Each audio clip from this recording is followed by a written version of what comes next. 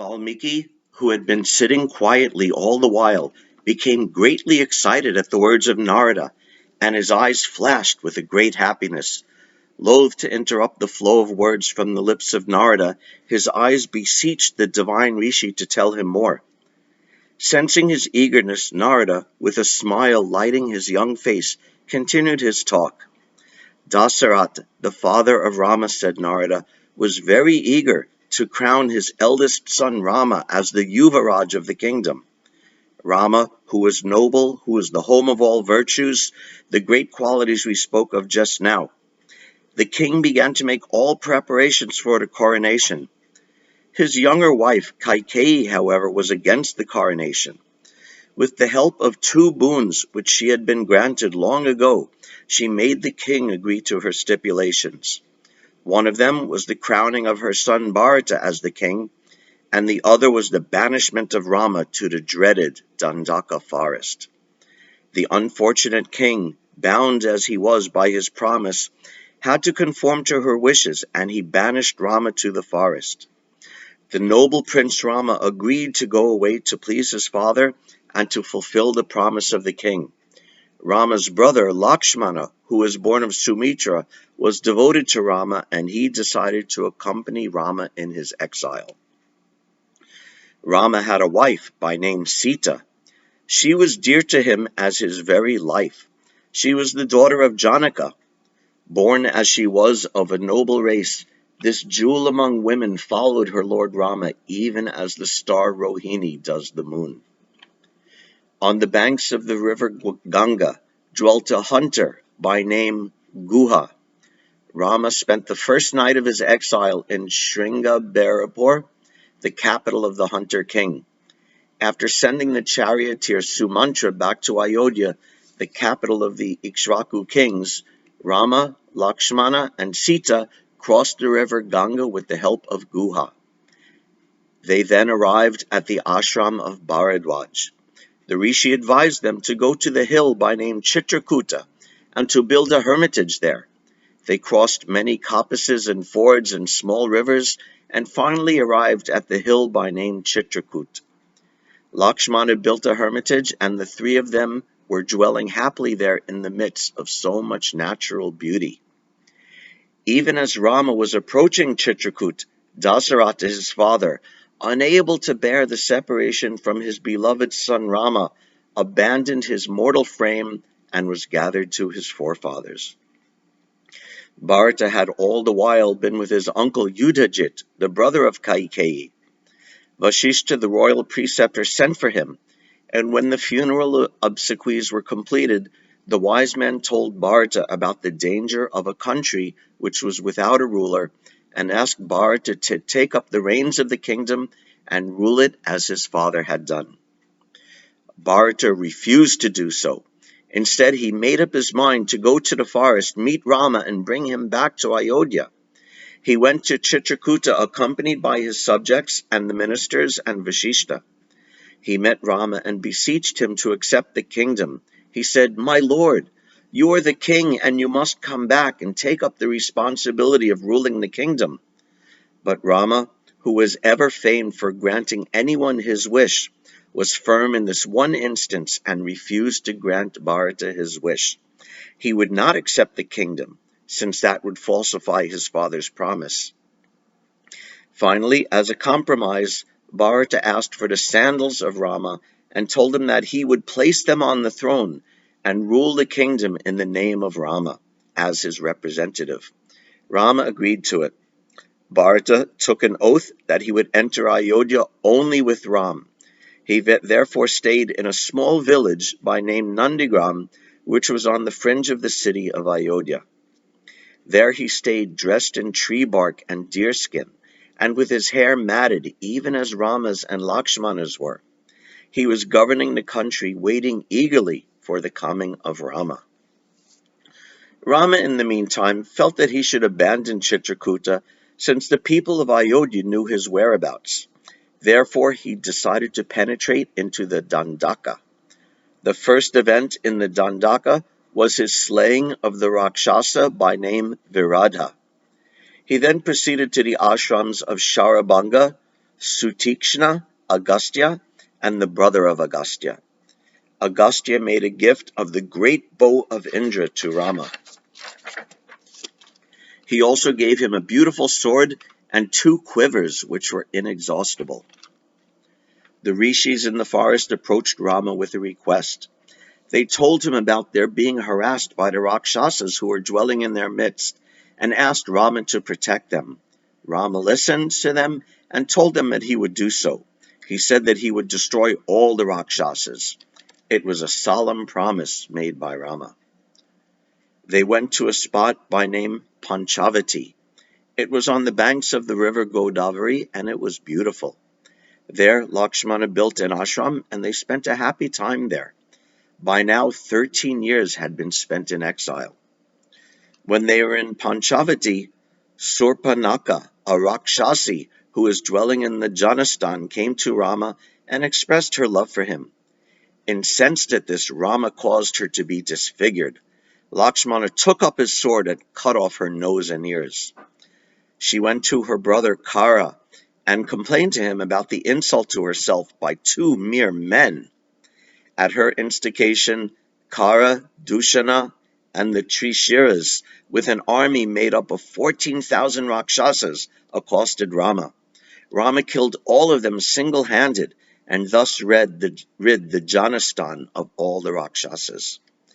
Kara and the other 2 were cousins of Ravana, the lord of Lanka.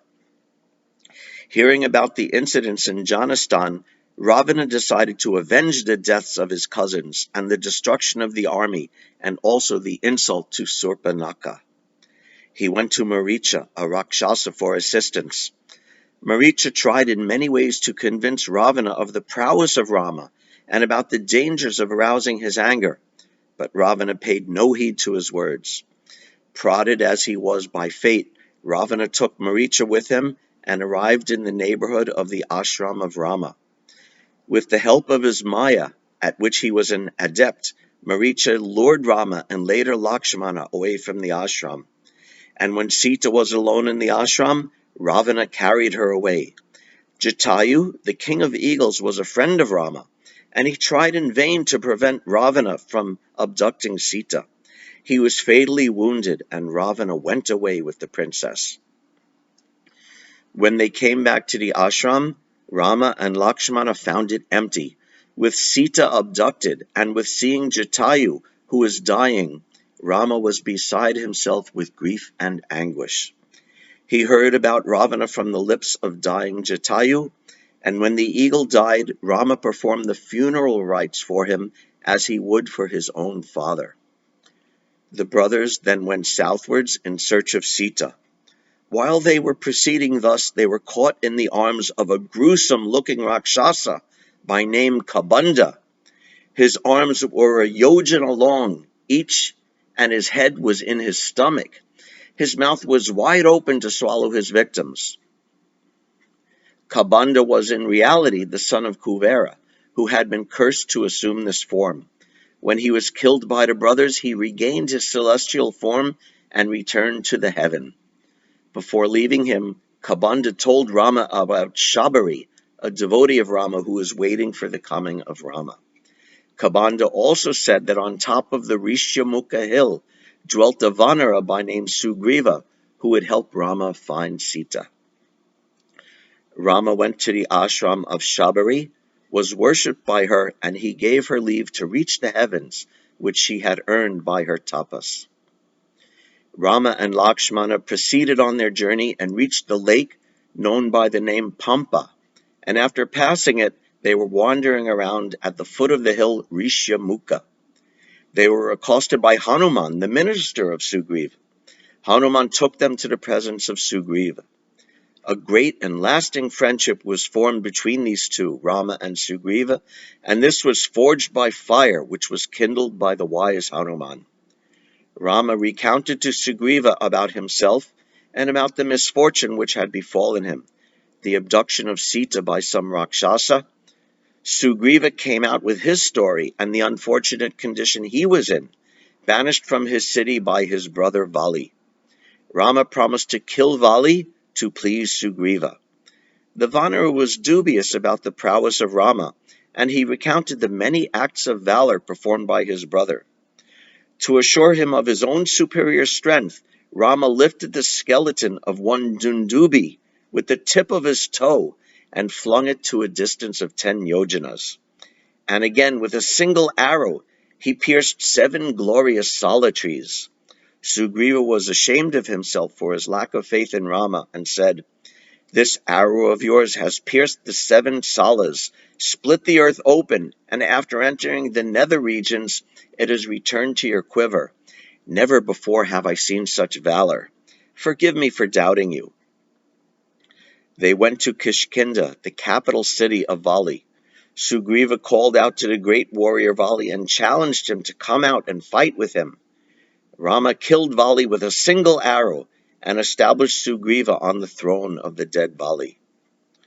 Sugriva then summoned his entire army and dispatched his men to all the 4 quarters to search for Sita. Hanuman, accompanied by Angad, the son of Vali, went towards the south. There, directed by Sampati, the eagle king who was the brother of Jatayu, Hanuman crossed the sea, which was 100 yojanas wide. He reached the island by name Lanka. There, in the king's pleasure garden by name Ashokavan, Hanuman found Sita, who was kept there as a captive. Thinking only of Ram, the princess was a picture of woe. Hanuman announced himself to her, gave her the signet ring which Rama had sent, and comforted her with words of encouragement. He gave her news about Rama and Lakshmana, and he told her that Rama, assisted by Sugriva and his army, would soon arrive in Lanka and rescue her from Ravana. Hanuman then destroyed the Ashokavan. Ravana sent his army to capture him, but 5 of his commanders and 7 of their sons, as also the brave Akshaya, the son of Ravana, were killed by Hanuman. Indrajit, another son of Ravana, came, and he dispatched the Brahma Astra at Hanuman. The Vanara did not want to insult the great Brahma, and so he allowed himself to be bound by the Astra. He was then taken to the court of Ravana. Thereafter he burnt the city of Lanka and returned to the presence of Rama. He carried with him the good tidings that Sita was alive and that she was a captive of Ravana. Accompanied by Sugriva, Rama came to the shores of the sea. When the Lord of the Sea would not make way for him and his army, Rama was highly incensed and threatened to burn up the entire sea. The king of the waters appeared in front of Rama and asked him to build a bridge across the sea, which would take them to Lanka. Accordingly, Nala, the architect, built the bridge. Crossing the sea, Rama went to Lanka, killed Ravana, and rescued Sita. However, he spoke harsh words to her. Unable to bear the stinging insults, Sita entered fire. Agni, the god of fire, brought her to Rama out of the flames and told Rama that he should accept her, since she was without any taint. The world above and the world of men praised the prowess of Ram. They celebrated the great achievements of Ram. After crowning Vibhishana, the brother of Ravana, as the king of Lanka, Rama made up his mind to turn his steps homewards. With the blessings of the Devas, the Vanaras who had died in the war came back to life, and there was great rejoicing. In the celestial chariot by name Pushpaka, Rama, along with his friends, proceeded towards Ayodhya. He went to the ashram of Bharadwaj, first to pay his respects to him, and from there he sent Hanuman to Bharata to inform him of his return. Rama then went to Nandagram with Sugriva. In Nandagram he was reunited with his brothers Bharata and Shatrughna. After getting rid of his matted locks, Rama assumed the garments of a king and was crowned king of Koshala. The people were thrilled with the return of Rama, and there was great rejoicing in the city of Ayodhya. Rama rules the kingdom righteously, and there is not a breath of adharma in the rule of Rama. After performing 100 ashramedas, Rama will reach the heavens. He will establish dharma on the earth. He will rule for 11,000 years before he leaves the earth. One who hears this tale of Rama will be assured of a place in heaven. Having recounted the story of Rama to Valmiki, Narada took leave of him and went away from his ashram.